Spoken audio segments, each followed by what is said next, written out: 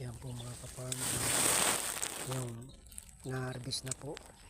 Yan po, mag-isang ano na, bangkil. Yan po, hindi lang kasi siya masyadong malalaki.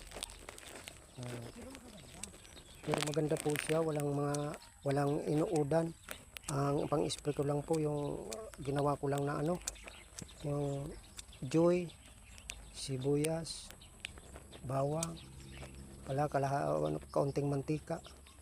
Tapos po yung sili, hinalo-halo ko lang po yun. Yung pipig-spray ko ngayon dito sa pang-spray ng mga insekto. Wala po hindi po ito nakatikim ng medisina. Kahit mula ng ano, maliit pa siya.